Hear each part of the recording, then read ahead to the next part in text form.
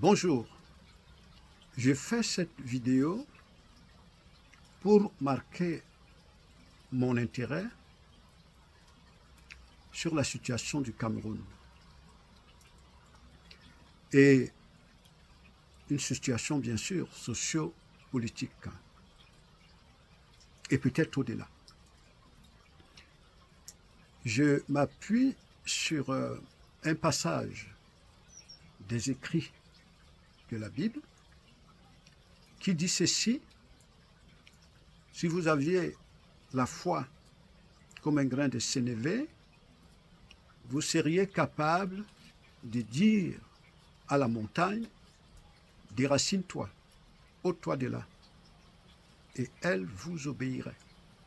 Si vous avez la foi comme un grain de sénévé, vous seriez capable de dire à la montagne: déracine-toi, ôte-toi de là, et la montagne vous obéirait. Alors, lorsque on parlait de la foi, on parle ici de l'état vibratoire d'un peuple, l'état intérieur, la force intérieure, la structure intérieure, c'est qu'un peuple représente comme un niveau de conscience ou un niveau de connaissance, un niveau d'intelligence, mais bien entendu qui ne vient pas de la sphère sociale, qui vient d'au-delà de la sphère sociale, qui vient de ce que nous pouvons appeler ici le principe qui organise le monde, qui organise l'univers. Et il faut qu'un peuple puisse s'extirper des diversions.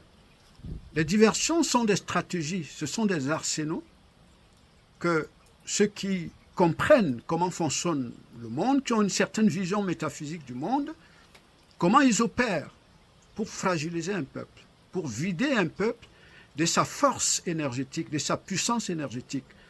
Parmi les diversions, vous le savez, ça peut concerner le foot, ça peut concerner le sport, ça peut concerner des débats sociaux comme le tribalisme, ou alors focaliser les débats autour d'un visage humain, une figure humaine.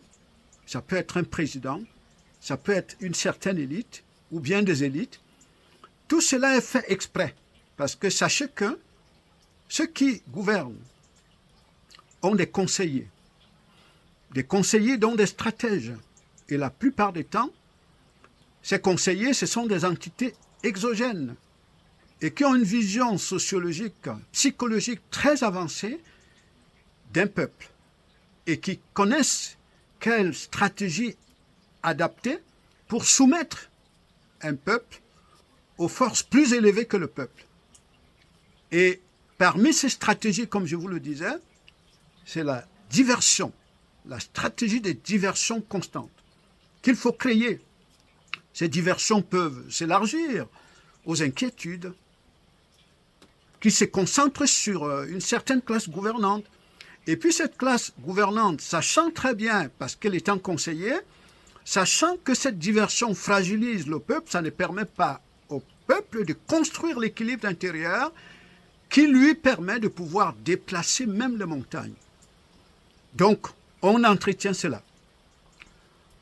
On peut créer des conditions de vie quotidienne très difficiles, donc de telle manière que le peuple ait son esprit noyé dedans pour chercher à manger. Comment faire pour payer le loyer? Comment faire pour me soigner? Comment faire pour ceci?